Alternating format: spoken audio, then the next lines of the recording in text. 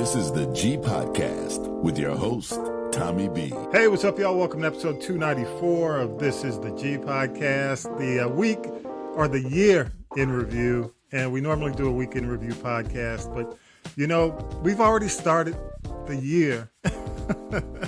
And I'll get into it. Let me just do it right the first time. Here we go. All right. I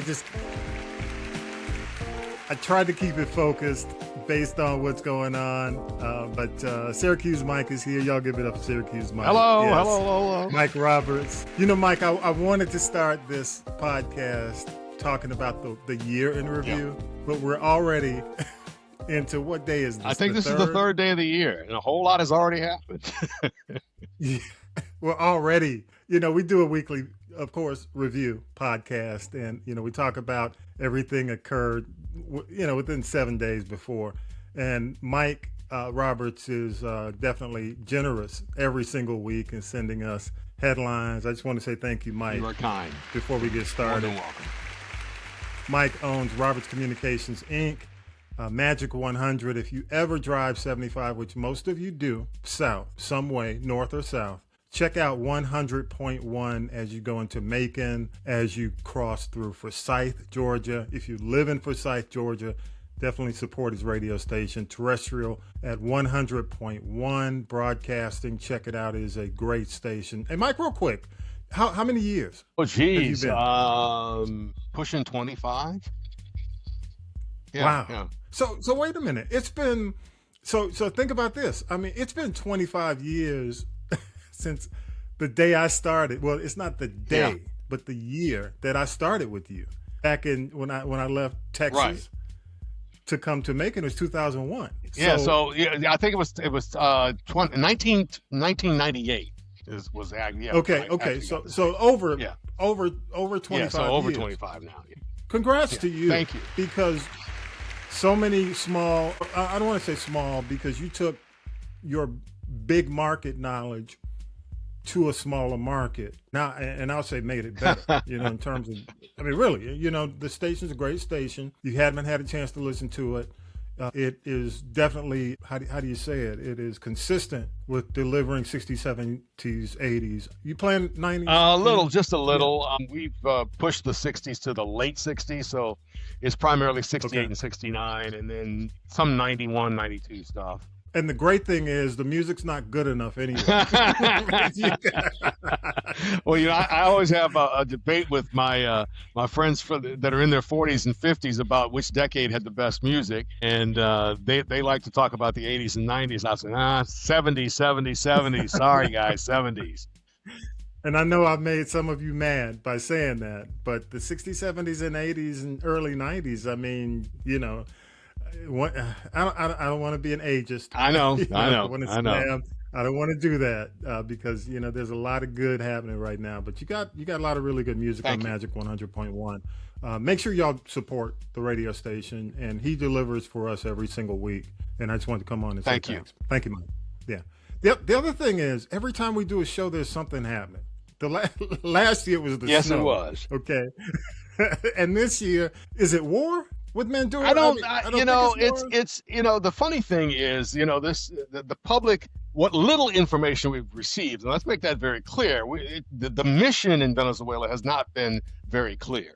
You know, but the little information we got has been, well, this is all about drug trafficking, and then there's, you know, well, no, it sounds like it may be more about regime change. And today it's clear it's about regime change as well. Yeah, so Mandura has been, along with his wife, they've both been actually taken out of Venezuela. Right. They are headed, Maduro and his wife are headed to New York City. And under 4 counts. There are 4 counts. I don't have the specific counts. And then there's an indictment. I think most of it is about drugs and something else like weapons. Yeah, weapons, right? But you know, I mean, he's the head of a country. Yeah. Why would he not have weapons? Right. You know, but it'll be interesting to see how they spin this. And you know, it just reminds me again of the Iraq War. Yeah. Because again, this is going to be about oil. Part of this. As we are taping this, the president is, you know, taking questions from the press. And one of the things, it reminds me of Iraq. because he is talking about enriching the people, but he's going to bring in the oil companies who aren't there to enrich them as well, the people who actually supported his campaign. Let's be serious about it. But where do you think this is headed based on what you're hearing now? What does it remind you of? I think Iraq is a very good example. It reminds me a lot of how that went down. The photo that there has been one photo of President Maduro released, and it reminds you of Saddam Hussein when he was captured. But to be honest with you, it's hard to be exact about what the Trump administration is trying to do, because the Trump administration, again, has not really shared very much with the American people. So it's they're not too thrilled to wake up in the morning. Oh, we did this today, huh? So it's hard to say. And because we were preparing for this, I'm not sure if he is talking about how the country is going to continue to operate from this point. I do know that Maria Corina Machado, the opposition leader, she's pushing for them to go ahead and make sure that the guy who ran to become president, I think his name, Eduardo Gonzalez, becomes president. So that's what she wants to see happen in Venezuela. So if that happens, I don't know if Trump has already talked about that or not in his press conference, that that's what they're trying to make sure happens next. I don't know. Yeah, it's going to be interesting because Venezuela has been going downhill for decades, for over a decade. And so we're here to talk about 2025. But the interesting thing is, with this happening, is it an echo from 2025? What we're seeing now. And I don't want to get into your predictions for 2026, but is this really an indicator of what we just saw in 2025? Do you think? I mean, if you want to rewind and think about what happened in 2025, I think what's going on, and I'm not trying to be funny here, but I do think that the bulldozing of the East Wing of the White House is symbolic of what has happened so far in the Trump administration when it comes to America. And it's like bulldozing through the country with all kinds of changes. I mean, I've never seen a president do this much in 1 year, in the first year of their administration. And supporters of his, I'm sure, are thrilled. Detractors are not. And so depending upon where politics heads, and that's going to be something to watch in the next year, we could have more of the same. I don't know. Yeah, let's talk about some of the things that happened in 2025 as far as politics and news. Of course, he came back into office in 2025. What you expected to see? Was it the beginning? Well, you and I talked about some things to watch last year when we were together, and I think two of the things that we talked about were the issues with the economy, and we talked about immigration, and we talked about what he would do with Iraq. I mean, not Iraq, but Ukraine. And so when it comes to immigration, it certainly has been what was expected. I mean, he basically said, here's what I'm going to do in reference to the border, and that's what he's done. And if you talk about the big stories of 2025, it would certainly be just the overall impact that his administration has had on this country. But if you break it down, immigration would be one of those things that he certainly put his thumb on.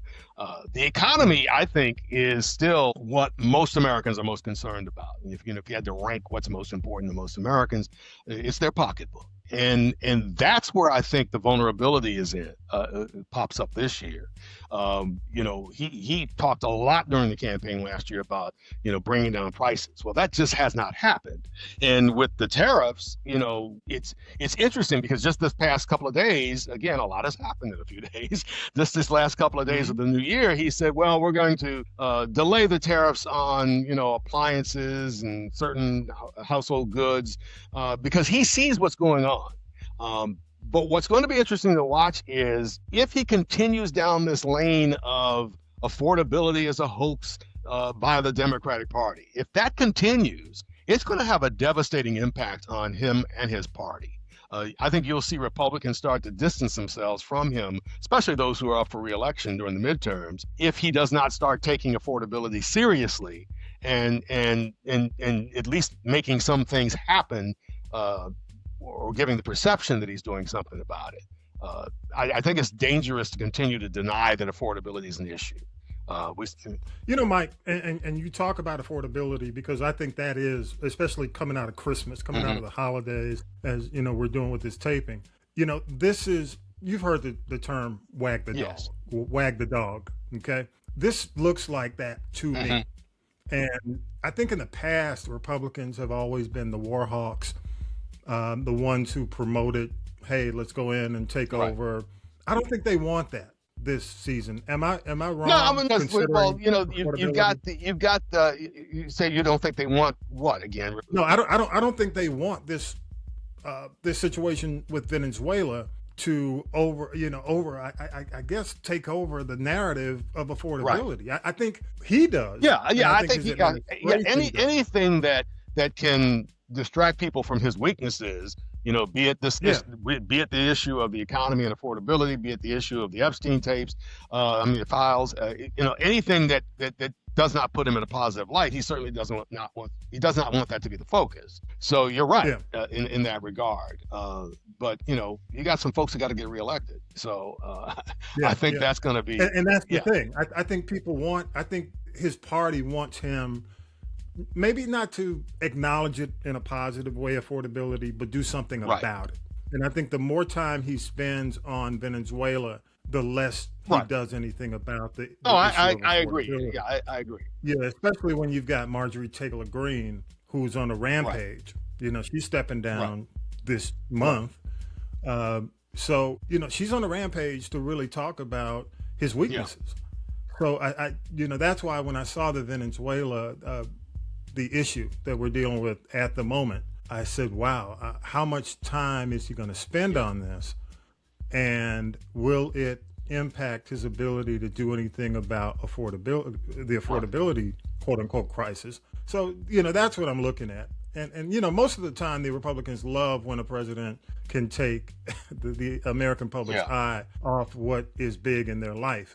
I don't know if they can do that with this. Am I wrong? No. I mean, because for one thing, the part of the party, particularly the MAGA wing of the party, has really made Make America First their main focus. And when you start doing things overseas, that's not their view of making America first. That's been one of Marjorie Taylor Greene's big pet peeves, is that the focus is not, she could care less what's going on in Ukraine. So she is symbolic of what the party has been. At least, like I said, a faction of the party has moved toward. And the other big thing about Venezuela is not the country that actually peddles. I'm so glad to hear you say that. I mean, that's been the European. It's just not where that's not where the problem is. You'd be going to Mexico. Right. Exactly. That's why I think it's all wag the dog, because it's kind of like what we did with Iraq. About the weapons of mass destruction. They weren't there. Right. So that's why it reminds me so much of Iraq. But I'll throw it to you. No, you're absolutely correct. I mean, that's been the biggest problem with all of the movement in reference to the ships off of Venezuela, and what we've been doing is there've been a lot of questions about why Venezuela of all places. So it is the weakest. Go ahead. The weakest. Yes, I think that's exactly what it is. I was going to say the same thing. It's the weakest target. Yeah. Okay. Anything else in news and politics that stood out for you in 2025? Because Trump, we could talk about Trump. And this is somewhat related to that. I think the government shutdown allowed issues like healthcare and again affordability to move to the forefront. I think that dealing with this whole issue of healthcare in this country is going to be very important, particularly over the next several weeks. Congress is going to have to deal with this issue, and whether or not subsidies for Obamacare come back is going to have a big impact on many elected officials. So I think that the shutdown certainly highlighted that particular issue. And this is just something that I thought about that I thought was kind of important because this was certainly under the radar last year but I think the whole Charlie Kirk movement, which I don't think a lot of people paid attention to prior to his death. You and I know who Charlie Kirk is just because we're nerds. But I'll be honest. I didn't spend much time on Charlie. Other than when Charlie Kirk had conversations with Candace Owens. Exactly. Yeah. But the political nerds, we knew who he was. But most people, when that happened, they were, who's Charlie Kirk? So, but what it exposed was an entire movement in the country politically that I think is important to keep an eye on. And I think that, what his wife decides to do over the next year will be something worth watching, and whether or not they have an impact on the midterms. So that, and if there were a lot of other things that happened last year, but those are the things that kind of pop into my head from 2025. I got you. Are you surprised that Nicki Minaj got involved? I don't understand that, but it's not me. It's not for me to understand. I don't. A lot of people indicate the fact that she's not an American citizen, and her husband has some legal issues. And I think that I think that may actually be the root of it right there. To get a pardon. What's going on with his husband? Because I certainly think that a number of surprising moves by high-profile entertainment folks if you dig deep into it, it really has more to do with personal reasons than anything else. Okay. So quick pivot, Mike. The whole Diddy verdict, the whole year. I don't think it. When did that? Because we knew earlier in the year. When did the verdict go down? I'm trying to think. I can't remember. That was before the Charlie Kirk story, wasn't it? Yeah, before. So that would have. But we knew the verdict was coming in October. Yeah. It's been several months now. So that had I don't want to say it distracted us from a lot of what was going on, but it was a big deal in the community, in the Black community. And of course, they convicted him on charges. He's in jail. The Diddy documentary comes out on Netflix. How much impact do you think that had on the year when you look at, let's shift over to pop culture. When you look at pop culture, how much impact do you think, if you had to give it a percentage, would it be 50%? That's a pretty, we're still talking. That's a lot. Yeah. I mean, it's certainly, you may not have noticed it on the news feed so much so, but I'm producing our entertainment news on our radio station, and it dominated our entertainment news. When I look back over the past year since we started doing entertainment news locally, I would say at least 25% of our news stories last year were about the Diddy trial. And that's a lot. Yeah.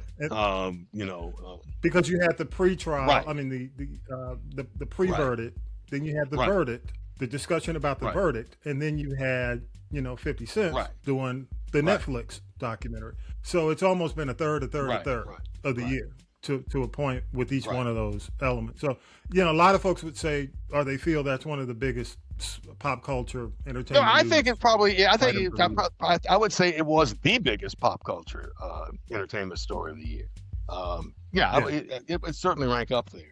I do think demographically speaking, you may have to, I think, there are people particularly over 50 who are like, okay, kind of paid attention to it out of my side eye, but, these turkey prices are going up, or this brown beef is still expensive, what's more important? I think, older folks, followed it, but moved on. At the beginning of last year, of course, we had Super Bowl.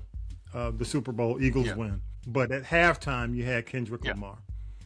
How much of an impact do you think that made in 2025? Well, I mean, from my own personal perspective, I didn't pay a lot of attention to Kendrick Lamar up until the whole beef between him and Drake came about. And I'm still not quite clear what that's all about. It was certainly something that I paid attention to. Again, I've been using the word symbolic quite a bit in this particular podcast. I think that there was a lot of symbolism there going on. I can't exactly, break it down probably as effectively as some other folks on your podcast can. What I think was interesting from the Super Bowl perspective was there was a entertainment divide that popped up that I'm not sure quite ever happened before in a Super Bowl. Mhm. And I understand why he was part of the Super Bowl, because, as a lot of television, one of the biggest problems with television is demographics. You've got to, the folks behind in the NFL wanted to bring in younger viewers, and I think that was one way to do it. But I'm not sure that they were ready for the reaction, because there were some folks who just did not quite understand why have somebody like him as part of the Super Bowl, and there were others who were like, it's about time. So you know what's going to be interesting, Mike? When we do this again next year, we'll be talking about the same thing. Yeah, because we'll be talking about Bad Bunny. Yes. And I think, and it's interesting you bring that up, because I do think having Kendrick followed by Bad Bunny is now there's a whole subculture of football viewers. I won't call them fans, so to speak, but there are people who watch the Super Bowl every year who are now raising questions about what's going on at halftime. But I think it would be crazy to not do some research and then understand why they put Bad Bunny on this year, why they had Kendrick last year. I think that, you got to understand, am I a Bad Bunny or a Kendrick aficionado? No, but I get why they're part of the Super Bowl now. And then, do you think, but let me ask you, do you think it's, now I have no issue with it. I have no issue with it either. I don't have an issue with it. I get it, because, you and I have been in music for a while. Of course, you're running a 60s, 70s, 80s, early 90s radio station, so, the people who listen to that music, the genre that you project or you present, even on a different genre, rock, so on and so forth, they're still in that decade. They're still enjoying the music of those decades. And, the newer decade is definitely, there's a wide divide. We grew up where we were almost listening to the same music as our parents. Agree or disagree? Absolutely. Yeah, it was a much broad, it's not as broad as it used to be. So when you drop in a Bad Bunny, you really, you separate the masses, it's polarizing. So it's going to be interesting to me. I mean, we are going to be talking about Bad Bunny when we do the recap of 2026, next year. And it's just going to be interesting, because I remember when we did in Living Color, did the alternative. I remember that. To the I can't remember who I can't remember what act was the halftime at that year. I want to say somebody like the Rolling Stones or somebody. I can't remember who it was, but but it was funny, just to put it bluntly. In black households, everybody switched over to Living Color. Yeah, and I think that's going to happen. That's going to eventually, because they did it because the Super Bowl acts didn't appeal. So I think, not that, I don't know who they're going to appeal to. Maybe the folks who are, well, we just don't listen to Bad Bunny. The folks who don't listen to Bad Bunny, folks who may not be into Kendrick. If it keeps going, I think eventually another network's going to get smart and do. Well, there's already. I've already heard talk that there were plans. I don't know who was going to do it, but I heard talk. Right after Bad Bunny was announced. And let's keep in mind, for your listeners, let them understand he had a huge impact on music last year, and that's and that's why he got picked. So it's like, even if you don't listen, I don't know any of his music, but that's why you've seen him on. That's why you've seen him on Saturday Night. But if you look at the streaming numbers and all that stuff, it's very clear how dominant he's been. You may hear about the biggest artist you may in hear the about world. Taylor Swift and Beyonce, but Bad Bunny's is huge. So but I just say that I think we have to understand that there is some method to the madness, so to speak, and like you said, I do think that we now have a divide that may be ingrained for several Super Bowls to come. Yeah, I agree. So okay, looking at Hollywood, you don't do much entertainment news at all.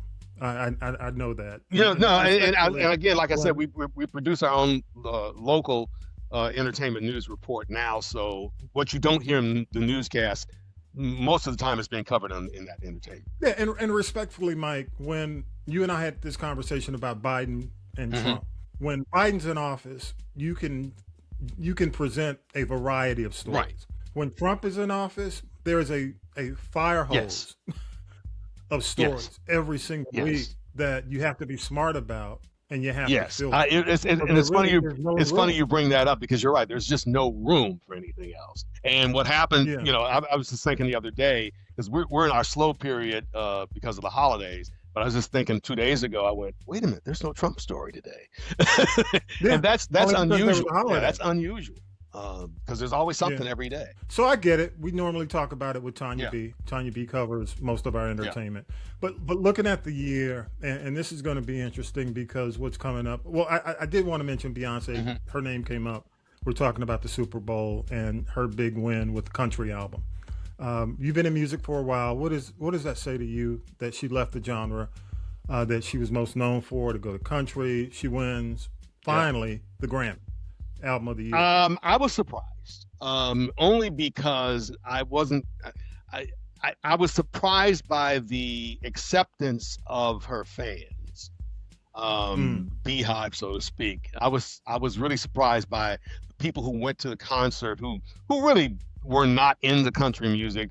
I've not seen any of the sales on the album itself, but I certainly know that the concert was a huge success. And I find it interesting, you know, from a broadcaster's perspective and radio perspective, I find it interesting she was able to do this with little to no support from country radio. They, you know, I don't know if most people realize it, but most country stations did not play anything from that album. A few got forced into it by little local activist groups, you know, but most stations did not. I did not hear anything on the country station in Macon, and I certainly heard their entertainment reporter not being very thrilled about the whole project in general.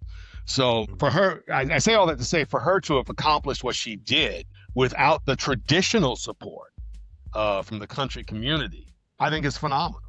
And for her to get support from her own fans who may not necessarily be into that genre of music, I thought was interesting as well. Well, you know, I'm glad she won because in the past there have been white artists who have won Album of the Year who didn't get any support. That's either. true. That's very true. You know, when you look at when she lost to Beck, you know, nobody was playing Beck. Right. No, you're right. You're right. You're right. You're right. You know what I mean? So there've been Album of the Year winners who have not really gotten a groundswell of support. That's a very good point. But considering how big she is, she deserved it. Finally, she should have won it a couple of albums ago. So I think a wrong has been righted. I think that's the best way to look at it. If anything, absolutely. The other thing on the movie side, Sinners was a huge success. And I'm embarrassed to say I've not seen it yet. And you know, you got HBO? No, I you know, it's funny. It's funny you mentioned that because I can't say I'll you know, the I have a 4 streaming limit, and that's not they're not one of them. Good for you. Know, hey, I got Netflix, I got Amazon Prime, I got Hulu. Okay, you know, okay. but you know, after that, it's like it is on Prime, Mike. It is on Prime. But you got to pay for it on Prime. No, it's part of your Prime. Is it? Yeah. Warner Brothers did a deal with Amazon. That must have just happened. Yeah, it's happened within the last month. Okay, well, I'm going to put it on my list. So it is. It should be part of your Prime service. Cool. I'm glad you told me that because I probably would not have searched the movie thinking that it was still on HBO Max or something like that. I would have thought that's where it was and would not have even bothered. Yeah. But you may actually have given me my Saturday night's movie night for me. So you may have already set my night up for me tonight. It was my pick for the year. Okay, yeah, I can see that. I can see that. And I did cover it in our entertainment reports on our station in Macon. So yeah, it was. We're in 2026. We're about to hit the award season, and the big controversy is that the movie Sinners is not being pushed by a lot of Variety and Rolling Stone. They're all owned by one guy. You know, Hollywood Reporter, there are a ton of magazines he owns and networks. So there's some controversy in terms of, every award season, these movies, these directors are out there pimping their movies. They're out there, placing ads. And it's not making the list in terms of a favorite for Best Picture or Best Director from these publications. So it's going to be interesting. We're going to be having another conversation, even though, Sinners was in 2025 award season. We're going to be having another conversation about whether or not this movie was snubbed. If you recall back in the day, was it The Color Purple? Went through it for different reasons, but it'll be interesting to see how. Well, and not that this is even should be a factor or is a factor when it comes to the Academy. What were the box office numbers like for Sinners? I can't remember. Well, Sinners was huge. When you compare, keep in mind, what is it? One Battle After Another, the movie with Leonardo DiCaprio, was a bust, pretty much at the box office. Variety and Rolling Stone are pushing that movie as their best picture favorite. So Sinners far outperformed, probably, in terms of the genre, because it's considered, the horror genre. Because of the genre, it's probably the biggest movie of the genre to come out. Is that now? And you're much better at the whole. As much as I enjoy movies, I'm embarrassingly always behind. You understand, and I know you're a big horror fan as well. The fact that it's a horror movie. Do you think that's playing a role in the Academy snub? Nah, well, I think if you're a traditionalist, maybe, but I think, New Hollywood, streaming, all the factors that go in, people know this is a big movie.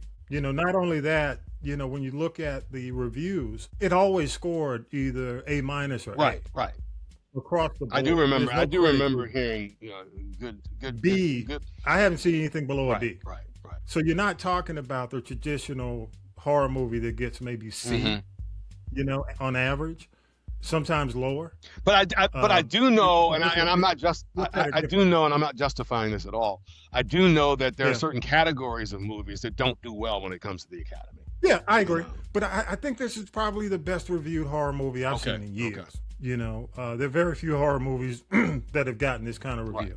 I mean, across the board, from even like the Siskel and Ebert, which they don't, their whole movement has embraced it. I've not seen a lower, again, I mean, there may be a few C's out there, but not from the big reviews, not from the main ones, not from the New York Times, not from the Washington Post. All those newspapers have given this movie an A, clear A. Coogler is well respected in the industry for the work on Black Panther. It's just it's going to be interesting because I think they're going to, depending on how this goes and how it does in award season. I just wanted to mention that because it definitely was not necessarily one of the biggest it didn't beat every other movie in the box office, but for the genre, again, it's probably the biggest movie of the genre at the box office in years. So that's, I think that's why people look at it differently. And I'm going to try and look at it tonight. Check it out. Okay, for those of you who already know, it may still have that rent or buy. See, and that's where the problem is, because if that's the issue. But no. I know Warner Brothers. We did a story maybe a couple of weeks ago where Warner Brothers did a deal with Amazon to get its movies on. Warner Brothers movies on Amazon faster. All right, let's talk quickly, man. A little bit of time. Not that it's not last but least. It is a big deal when we lose people in 2025. Let's talk about some of the people we lost. Sly Stone was one of the black entertainers we lost. Part of the whole I call it the genius movement back in the day. Any other impactful people we lost in entertainment or just in general from last year that stand out for you? It's interesting you say that because I'm always surprised by when they start doing the year in review on television and they start doing the obituary, so to speak. I'm like, oh, I didn't know that person passed away. I thought the biggest one, or at least from my own perspective, one of the biggest losses of the year to me was D'Angelo, only because I didn't see that coming at all. I remember when he burst onto the scene, how huge that was. Certainly his, but I don't want to diminish anybody else that has passed away, by just singling him out. But We lost Malcolm Jamal Warner, right, which was another which shocker. Was one I didn't see that coming. No. But of course it was an Right, accident. right. And his death was one of those where I was when I first heard about it, I was like, that's not true, because there's always there's always this garbage on the internet and social media, and that one, you're right, that was a shocker because it ended up being indeed the truth, and being a tragic accident on top of that. Very sad for his family, probably. And we're in that generation now where it shouldn't be surprising that a lot of the folks we grew up on are part of our, right, because we're in that age range where we start to lose people like Roy Ayers. Roy Ayers was one we lost. Huge when I was in college. Roy Ayers was huge when I was in college. So, yeah. Yep. Everybody loves the sunshine. Everybody loves the sunshine. Everybody. What was it? Ubiquitous was the album. Massive album. And then, of course, earlier in the year, you talk about D'Angelo, and then earlier in the year, definitely a person he was connected to. Another accident. Yeah. We lost her. Let's see some of the other folks. Any other folks? Well, George Foreman. When did George Foreman? Was it early in the year? I think it was earlier in the year. I'm thinking. It was earlier in the year. He had a huge impact. I think all of us have a Foreman grill somewhere in the closet somewhere. Oh, yeah. He's and came off as just a nice guy. Especially in that particular world of boxing. But again, another person who. I mean, had we heard that he was ill or anything? I can't remember. I don't think so. Because if anything, George was always. I mean, even going back to when he was actively fighting Ali, and you watch the movies, watch the documentaries, he was always positioned as the bad guy who didn't say much. Ali always positioned him as dumb, like a brute, And all of a sudden, the way he reinvented himself after the Ali years, in my opinion, was amazing. Because he never really, when Ali was talking trash, the other boxers, even Joe Frazier, would always kind of blow him off. And, Foreman just went out and knocked you out. Yes. I mean, he spoke 100% with his gloves. So when, I guess, later in life, you're right. He became such a nice guy, such a good guy. He became more than a boxer. He became the grill. And then he started doing, of course, he was doing, the boxing commentary. And he always came across as, wow, I didn't know George Foreman could talk like that. I didn't know he was funny. Right. I didn't know he was a nice guy. Because, the whole image that Ali positioned him. I mean, the dogs he had. Remember the German shepherds? Ali certainly put out a narrative about Africa. Him. He had positioned him as this brute, right. And then he comes out being one of the nicest guys ever with his kids. All boys named George. He was just a character. He was. And toward the end, you didn't think, you didn't feel he was vulnerable. Right. Whereas maybe a lot of like Ali later in life became vulnerable. With the disease. And we all got to see him. We got to see his decline publicly. But we didn't see that. Yeah. With George Foreman. So it may have been more of a shock because we never saw him decline. Yeah. If we missed the name, rest in peace, rest in power to all those we lost in 2025. Absolutely. But definitely they'll be missed. A lot of these names on the list. A lot of these names, quite a few. Hey, Mike, let's talk about your predictions, man. Looking ahead for 2026. I'll throw to you first. What do you see? Well, I mean, we already alluded to this earlier. I think that we will see, again, it depends on what he does over the next 6 months or so.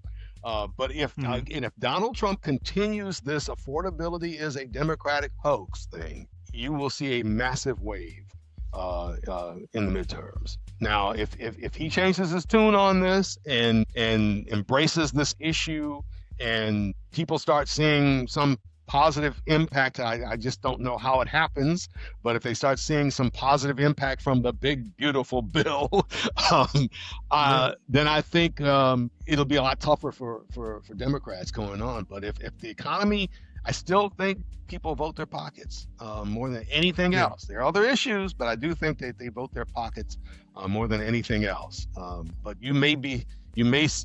this may be the year where we start seeing the lame duck effect start having a big impact on the White House. Mike, do you see a name coming forth from the Democratic Party right now? I mean, that's I keep.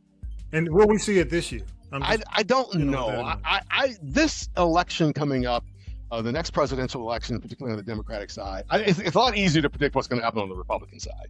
But on the Democratic side, I think it will boil down to the year before the convention and what happens leading up to the convention. It would not surprise me to see anybody from Gavin Newsom to Andy Beshear to Wes Moore to even Kamala Harris. I mean, it could be anybody at this point. I know that the polls right now show Newsom in the lead. The discussion I keep having with friends of mine in reference to Newsom is I'm not sure that America will elect a California liberal, super liberal, former mayor of San Francisco as president. I see the polls. Don't get me wrong. I just don't know that American voters are ready to take that big of a leap. I think it's hard for anybody to run for president outside,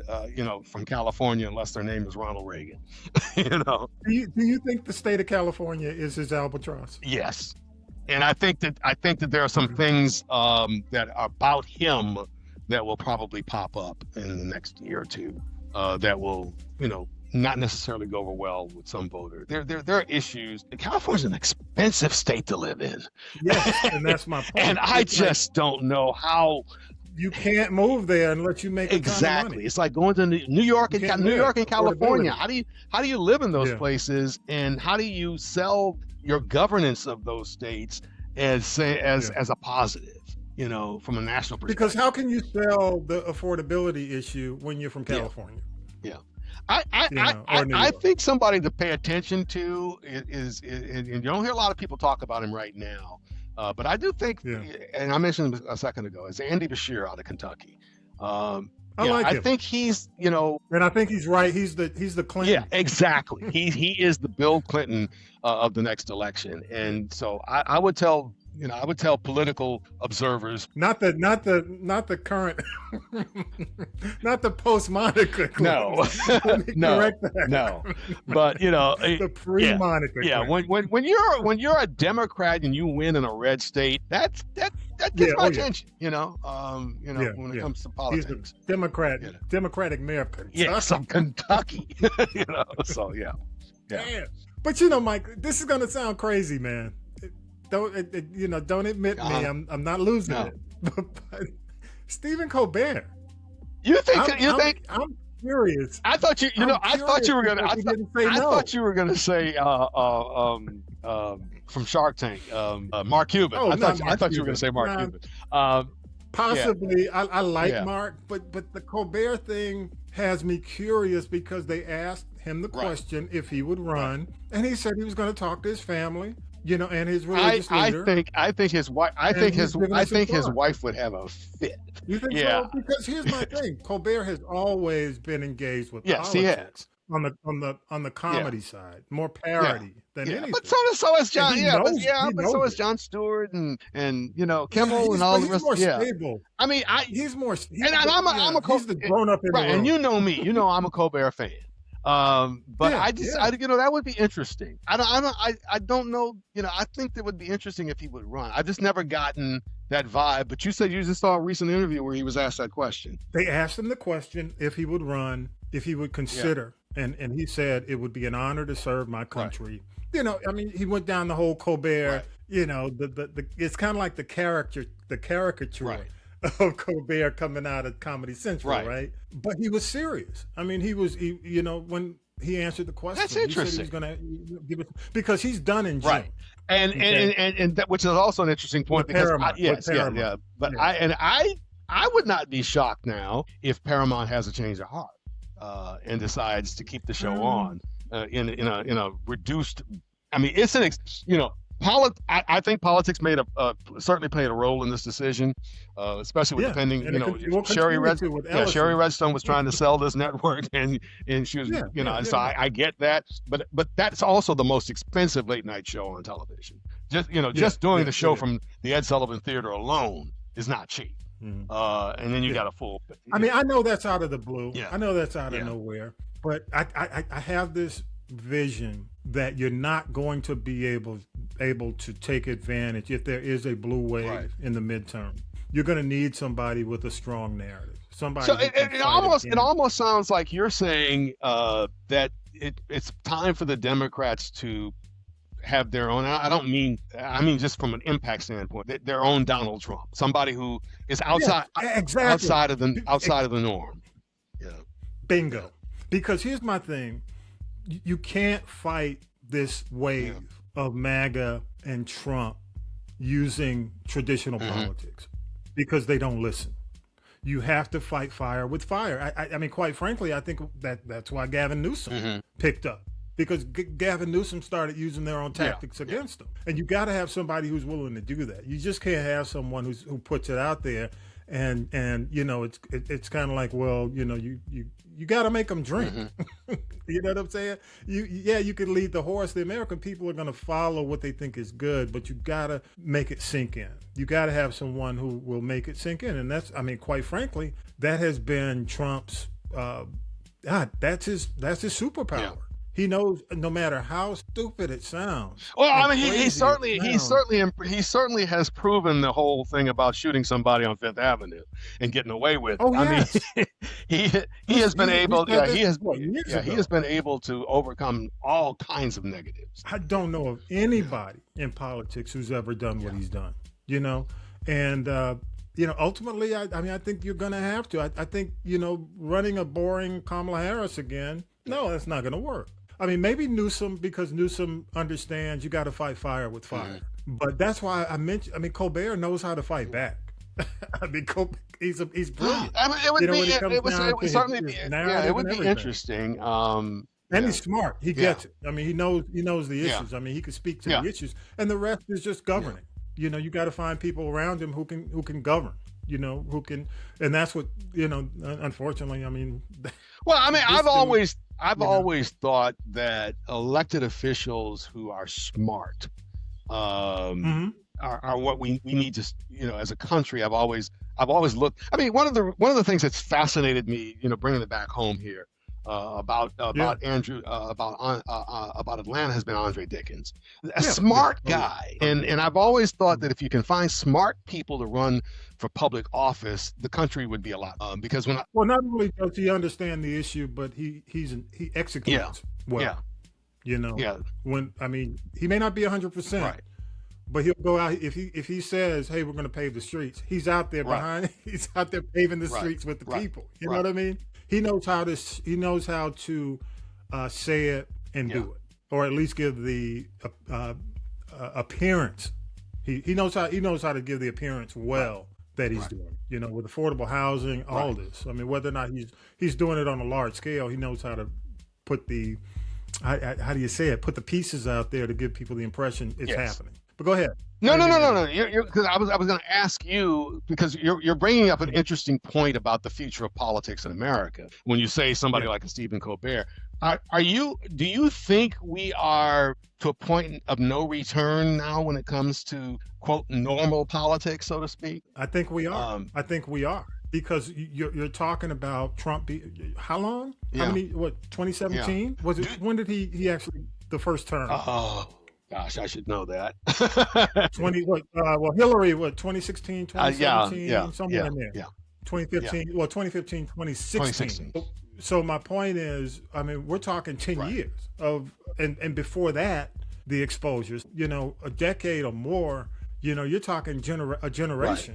Right. Do you think? Let me ask you. I 100% agree. Do you think Democrats will reject the idea of a Democratic version of Trump, or do you think somebody like him could come along, where you end up having never, you have the never Trumpers out there within the party? You think that Democrats would pick somebody so controversial one day that you'd have a section of the Democratic Party that says, no, you can't do that. I don't know if they have the balls to go that far. But I do think they're going to, because the party has always seemed to want to play, at least in the last 10 years, has tried to reject the personal politics, the ranting and the ugliness and stuff like that. Well, I think you got to be electable, Mike. The problem that I've seen when I look at the candidates, okay, it's electability, man. It's electability based on the current conditions of the country. And it's just like when I like Jasmine Crockett, okay? I like what she says. I like how she presents. I don't think she can win in Texas. No, I agree with you on that. I agree with you on that. I don't think that. Same thing in Georgia. Marjorie Taylor Greene could not win statewide. So I agree with you. I think, but I think you have to be smart. You have to be smart enough to tell her, hey, we need you in government. We don't need you to lose. Stay where you are and be effective. Right. I mean, even when you look at the gubernatorial race that's happening in the state of Georgia, we're dealing with, that's coming up, and you've got Keisha Lance Bottoms, who the albatross for her is going to be Atlanta to some. I think right now, right now she's certainly leading in the polls, and I think a lot of that that's name recognition. It's name recognition. But when the guns start getting pointed toward her, it's going to get ugly. It's going to get real ugly, and my concern is, and I don't want to go too deep into it in this podcast, but my concern is Burt Jones becoming governor. Yeah. Okay, I will switch over. Vote in that primary, and you can do that. That's legal in the state. Yeah, I think people have forgotten that he played a key role in this whole alternate electors and the previous election. I think they've kind of forgotten about a lot of that. He is MAGA. Okay, and I think they're going to position him in a different way outside of the Republican primaries, the same way they did with Kemp. Kemp wasn't as bad. But, Kemp initially was sitting on the porch with the shotgun in the primaries. All of a sudden, he became the man. He became the man of the people. So, I mean, I do believe, you got to run electable people, okay, electable candidates. And I think the Democrats, I mean, they keep failing with that. In all these states where they ran candidates, they put all this money into these states on candidates who couldn't win. No, I think you're absolutely right, and that was one of the arguments that some party officials tried to make with Trump when he was handpicking candidates across the country. That you've got to pick people who can win, and when he picked Herschel Walker, people were like, ew. We got to win, and we can't win with certain candidates. So I think you're right in reference to electability is a key, an important key. And so my point in saying that about when it comes down to Colbert, if he's electable, people like him, he tops the polls. Why not? You got to go with that. You just can't. You just can't push a candidate away because he's not part of the machine. I'm going to certainly watch that because this is the first time I'm hearing about his interest, so to speak. So but my last point on this, Mike, I do want to ask you. I mean, do you think the Democrats are too invested in the machine? I mean, the political. Yeah, machine. I mean, I think to me the problem the party has been its reluctance to pass the baton to a younger generation. But that younger generation needs to be smart enough to at least learn from the old guard and not be too far out there, because you have to be electable statewide. You have to be electable nationally. What you can do in a congressional district is not what you can do across the state. It's not what you can do in a city is not what you can do across the state. So you have to be careful in that regard. And I do think that while it's time for some younger blood in the party, they have to be smart about it as well. Absolutely, because you see people. The Clyburn, Jamie, what's his name? He was charged of I know who you're talking about, Jamie. I can't remember Jamie's last name right now, but I know exactly. But it was kind of like somewhere along the line he formed this bond with Clyburn, and Clyburn chose him, he's never won an election. You know what I mean? You gotta have winners. You gotta have people who understand winning. You gotta have people who've won in the past, or at least I agree. something. I agree.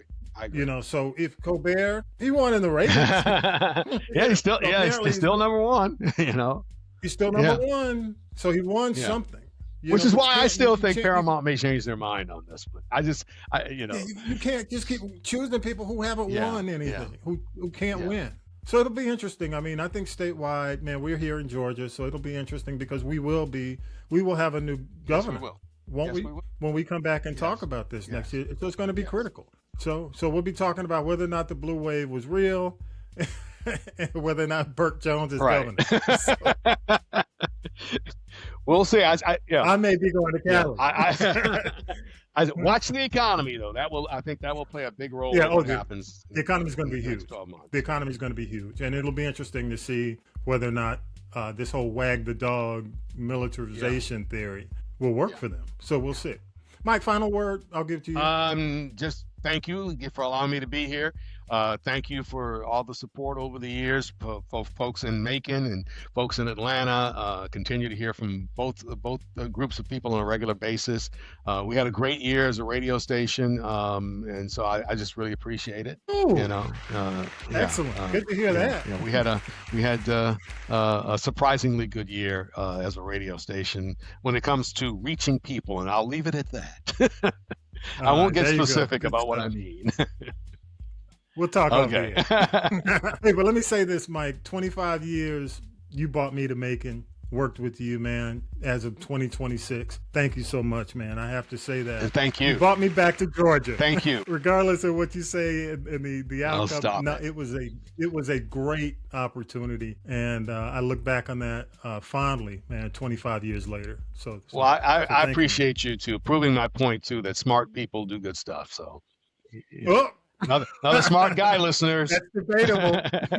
Another smart guy, listeners. Hey, Mike, thank you so much, Mike. You. I appreciate you, man, and keep delivering great news. We definitely hope that you'll continue to do it, regardless of what you're doing. Regardless, because you're getting close, right? If you're talking about age. No, we're talking about whether or not you know what's up. All right. Kinda. That's part of it, but that's not the reason why. You can keep doing this. Okay. All right, y'all. Make sure you follow us on. But the big thing for us is follow us on Spotify. Go to Spotify, follow us. You can get the podcast there. I am very thankful to all of you who have followed us from zero to wherever we are now. Big move on Spotify, and we'll continue that into 2026. And with that, thank you so much, Mike. Thank you. Again, thank you. We'll be back with our regular, the crew next week. And I'll be listening. Again, welcome to 2026. Thank you, man. And so I appreciate it. Mike really listen to this show. I do. But thank you so much, Mike. We appreciate you. And with that, episode 294 is in the can. Y'all have a great week. Peace and power to the people. Have a great week. You've been listening to This is the G Podcast. And This is the G Podcast is a production of the Castropolis Podcast Network. Thanks for listening.